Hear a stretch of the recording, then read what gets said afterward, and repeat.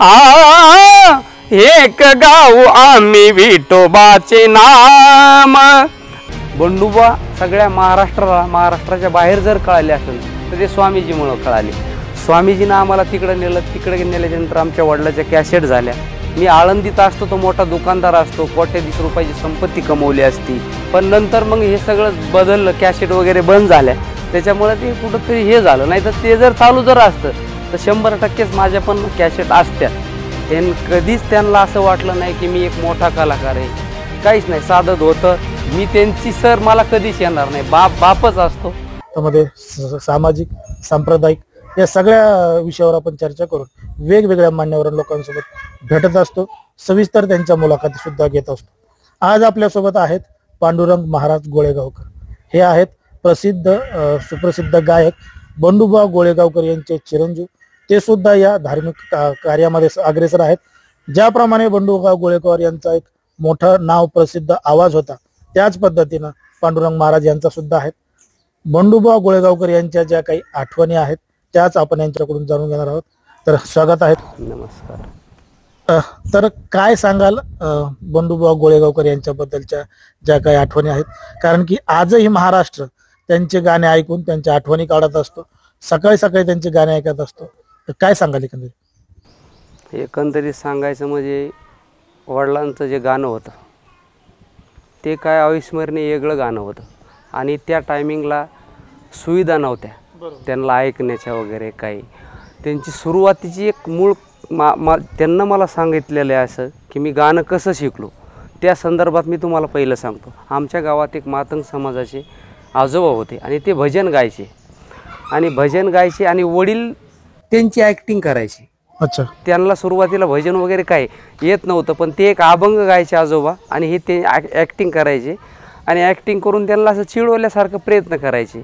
पण त्यांना ते चिडवण्याचं असं जमलं की ते हुबेहूब त्यांचा आवाज सुंदर असल्यामुळं त्यांना ते जमलं गेलं. आणि मग त्या बाबानं त्यांना ते रागवले नाही. ते म्हणले नाही बाबा, तू चिडवतोस पण तुझं गाणं चांगलं येतं आहे. आणि गाणं चांगलं येत असल्यामुळं तू काय कर, भजनाला येत जाय.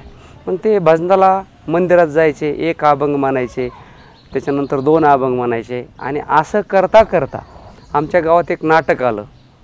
आणि नाटकामध्ये आमच्या वडिलांना स्त्रीचं पात्र घेतलं. स्त्रीचं पात्र घेतल्याच्यानंतर ते नाटकामध्ये जे गावात जे आलेले होते त्यांना गाण्याचं पण थोडं ज्ञान होतं. मग ह्यांचं कसं होतं, एकदा ऐकलं की ते बसायचं. म्हणजे त्यांची बुद्धी खूप चंचल होती आणि त्यामुळं त्यांचं वाढतच गेलं. तिथं एक पात्री नाटक केलं, त्याच्यात काही शिकले, त्या आजोबाकडून थोडंफार शिकले. आणि त्याच्यानंतर आमच्या गावामध्ये राम मंदिर होतं आणि तिथं वनवासी वगैरे यायचे हनुमान मंदिरात. तर त्या वनवाशासोबत आमचे वडील ते पोत्याचा ड्रेस वगैरे घालून त्यांच्यासोबत गेले. आणि ते कसं एकदा ऐकलं की गायचं, एकदा ऐकलं की गायचं, असं गात गात ते नंतर त्यांना संसार ही गोष्ट पाहिलीच नाही. गाणं एक गाणंच. पण मग त्यांचा गाण्याचा तिथून पुढं जो अभ्यास होत गेला, त्यांना घराचं तोंड पाहिलं नाही. मला मुलगा आहे, मला बायको आहे, हे अशी काहीच गोष्ट केली नाही. गाणं एक गाणं हे सोडून दुसरं काय केलं नाही. पण पुढं असं झालं, ते फिरत असताना त्यांना कुठंतरी शिकायचं, कुठंतरी काही. ते त्या टायमिंगला ज्यावेळेस वनवासाला गेले त्यावेळेस त्यांना तुकाराम महाराज आमचे बिडवे भेटले. ते म्हणले बाबा आमच्या गावात तुम्ही इकडे या. तिकडे गेल्याच्यानंतर ते थोडंफार त्यांच्या गुरुकडे शिकले. तिथून त्यांचं मन काय समाधान झालं नाही. तिथून पुढं ते टेप रेकॉर्डचा जमाना आला. त्याच्यानंतर त्यांना ते कॅसेट वगैरे लावून रेकॉर्डिंग थोडंफार ऐकायचे. आणि त्यांचे खरे मूळ गुरु नागोराव अण्णा जिजा आणि स्वामी जिजा हे बीड जिल्ह्यातले येतं. त्याच्यानंतर हरिकिशन महाराज हरकू. जिजा नाहीत आता, नागोराव अण्णा नाहीत, जिजा आहेत. आणि हरिकिशन भाऊ आज बी आहेत. आणि त्यांच्याकडं त्यांचं सर्व गाणे झालं. आणि तिथून पुढं असा योग आला की नरसिंह पोकरणे तिथं वडील आमचे शिकवायला राहायचे. तर शिकवायला राहत असताना ते योगच होते.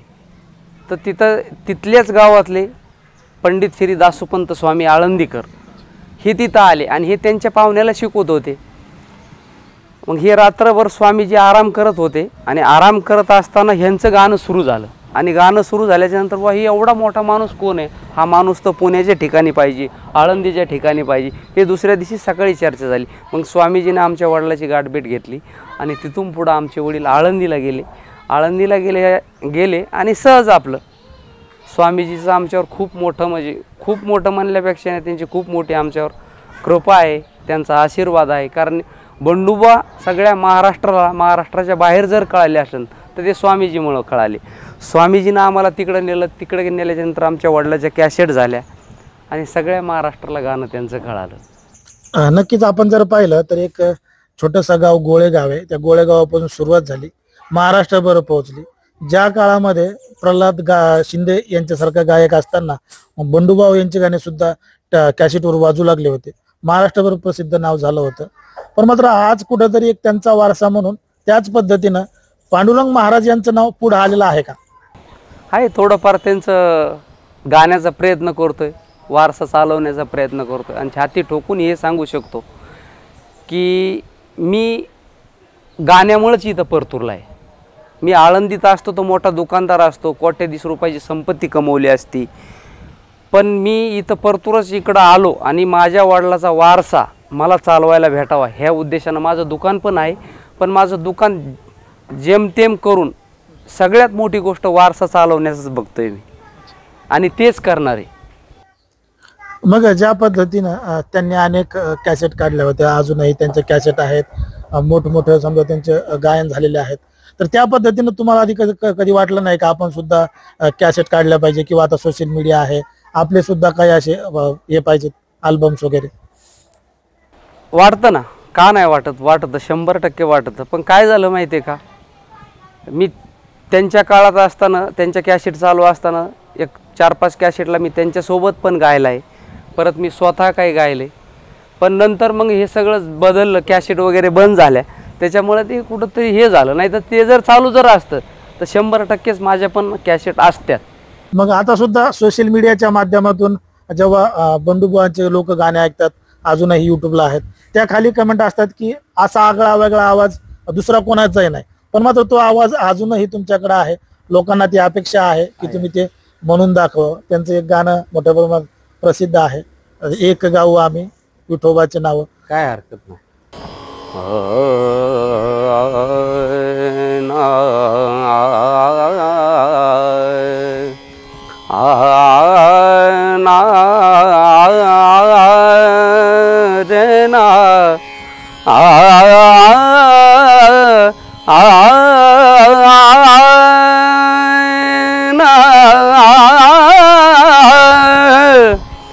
एक गाव आम्ही विठोबाचे नाम,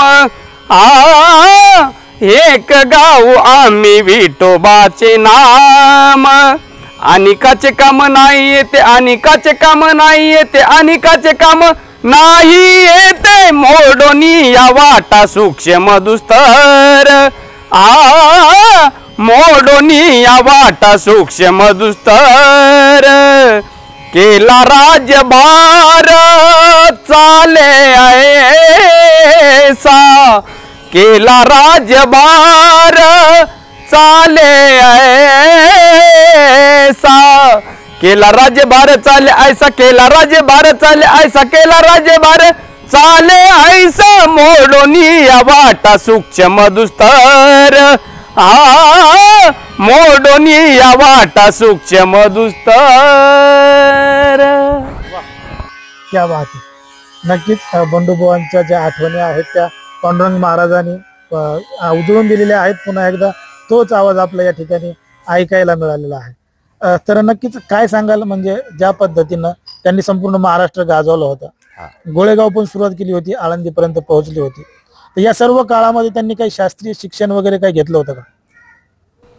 शास्त्रीय शिक्षण त्यांना घेतलं. आळंदीत एक 6 महिने ते गुरुजींकडे गेले, पंडित श्री कल्याणजी गायकवाड गुरुजीकडं. त्यांना एक भीमप्लासचं नोटिशन, परत बैरागी भैरवचं नोटिशन आणि यमनचं नोटिशन, कारण मला त्यांना सांगितलं होतं. आणि ते त्यांना गायले पण ते कॅसेटला. एक 6 महिने ते गुरुजीकडे शिकले आणि गुरुजीला पण गुरु मानायचे ते. आणि गुरुजीला एवढं मानायचे की अगदी जीवापासून मानायचे. आळंदीत गेल्याच्या नंतर त्यांचे गुरु कल्याणजी गायकवाडच. आता एवढं मोठं नाव होतं, राज्यभर प्रसिद्ध होतं. जर आपण पाहिलं तर आजकालचे जे गायक आहेत हे भरपूर फीस घेतात, पैसे घेतात. त्यांनी अशी काही संपत्ती किंवा असे काही मानधन त्या काळी घेतलं होतं का? त्यांना कधीच त्या गोष्टीचा विचार केला नाही मानधनाचा. त्यांना गाणं एक गाणंच केलं, पैसे असू किंवा नसू.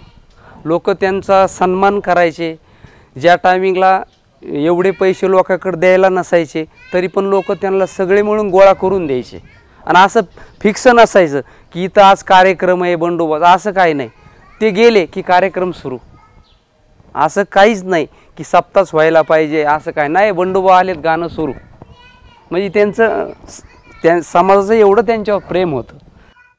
म्हणजे ते समाजाच्या प्रेमापुढे असं मानधन पैसे वगैरे काही पाहत काय नव्हते. नाही काय नाही. पण मात्र आज ज्या पद्धतीनं आम्ही एवढी फीस घेतो, आम्ही एवढे पैसे घेतो, तेवढे दिल्याशिवाय आम्ही येणार नाहीत असं सुद्धा काही जण म्हणतात.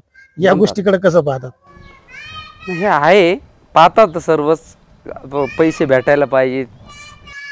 पण असं पैशामुळे कुठंतरी अडून बसणं किंवा आपल्यामध्ये जी कला आहे ती सादर करणं, या दोन्ही गोष्टी आहेत ना? आहेत, दोन्ही गोष्टी आहेत. पण काय माहिती आहे का, त्या काळाचा आणि ह्या काळाचा खूप डिफरंट आहे, फरक आहे. आणि फरक असल्यामुळं काय आत्ता पैशाशी होत नाही. आणि त्या काळात आहे का असे कलाकार होते की पैशाचा विचारच करत नव्हते. जे देते त्याच्यात समाधानी होते. आता ती पोझिशन नाही तशी. पण जर आपण पाहिलं तर त्या काळी सुद्धा अनेक गायक होते, मोठमोठे गायक होते. पण मात्र बंडूबुवांचा एक वेगळाच आवाज होता, वेगळाच त्यांची चाल होती. याची काय नेमकी कारण होती? का ती देवाची देण होती? त्यांना सरस्वती प्रसन्न होती. थोडक्यात त्यांना सरस्वतीच्या बासरला जाऊन अनुष्ठान केलं आणि अनुष्ठानात त्यांना सरस्वती प्रसन्न होती. सहज कुठेही जरी गायलं ना, त्यांना एखादा त्यांचा चाहता जर भेटला, बुवा इथं गा, की लगे गायला असो. हॉटेल असो, रस्ता असो, कुठेही असो, त्यांचं ती एक त्यांचा आवाजच म्हणजे निघला ना की असं सरस्वती प्रसन्न असल्यामुळे ते लगेच लोकांच्या हृदयाला भिडायचं ते. आणि ती आवली होती. आणि शेवट पस्तोर बी त्यांना जाईपर्यंत शेवट पस्तोर गाणं ऐकलं आणि गेल्याच्या नंतरही सांगितलं की माझ्या कार्यक्रमाला हेच लोक आले पाहिजे. त्याच्यात तुम्हाला प्रामुख्यानं सांगतो, त्यांचे नावं सांगतो. पंडित कल्याणजी गायकवाड आहेत, तुकारामबा गोसाई इथं, वाईकर सर होते, आदिनाथबुवा सटले होते, पांडुरंगजी पवार होते वाजवायला, बाबूराव शास्त्री होते आणि पखवाजाचे सात पंडित दासोपंत स्वामी. हे लोक इकडं ते गेल्याच्या नंतर मी त्यांना तेच बोलवलं आणि ते मला असं बोलले की हे लोक जर नाही आले तर माझ्या आत्म्याला शांती लागणार नाही. आणि हे सर्व माझे मित्र कंपनी आहेत, त्यांना कार्यक्रम पाहिलेला आहे.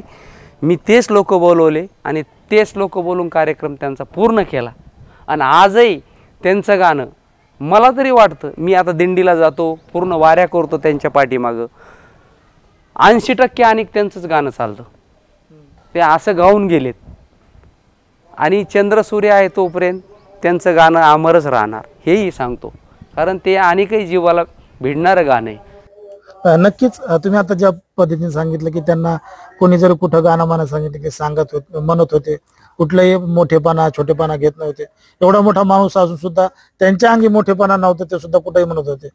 तर त्याबद्दल काय सांगाल? तुम्हाला सुद्धा बरेच जण आता बंडूबुवा यांचा मुलगा आहे म्हणून विचारत असतील, म्हणत असतील, तर काय अनुभव येतो तुम्हाला तेव्हा? अनुभव म्हणजे वडिलाचा सांगायचा म्हणजे अनुभव, त्यांचं एकदम साधं भोळं व्यक्तिमत्व होतं.